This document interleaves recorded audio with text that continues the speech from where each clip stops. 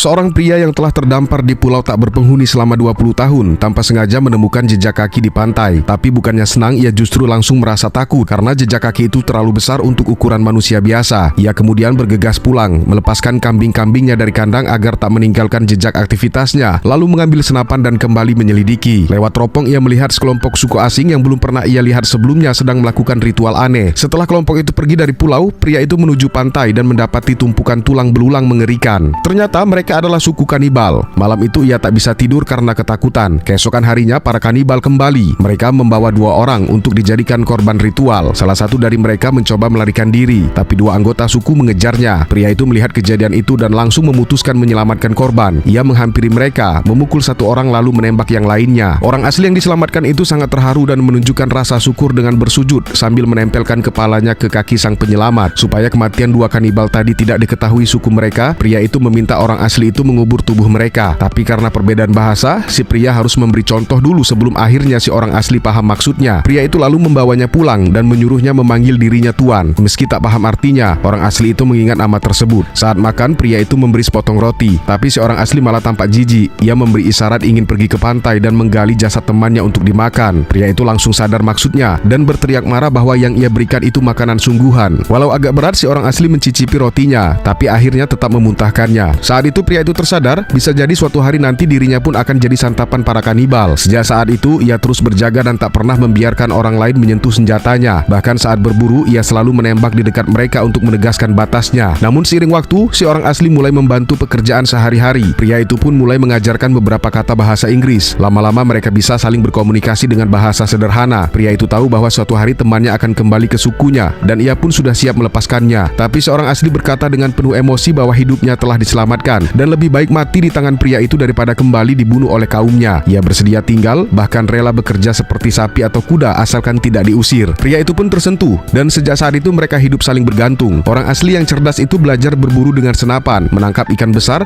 dan bahkan saling mencukur jenggot dengan pria itu. Suatu hari ia menemukan peti berisi koin emas. Meski belum pernah melihat benda seperti itu, ia langsung menyukainya. Pria itu pun memberikannya semua koin emas tanpa ragu. Koin-koin itu kemudian dirangkai dan dipakai sebagai kalung oleh si orang asli. Mereka pun hidup bahagia bersama di pulau selama 10 tahun. Namun suatu hari saat mereka sedang berburu, suku kanibal yang bersembunyi di hutan mencoba menyerang pria itu. Di saat genting, si orang asli menembak dan menyelamatkan nyawanya.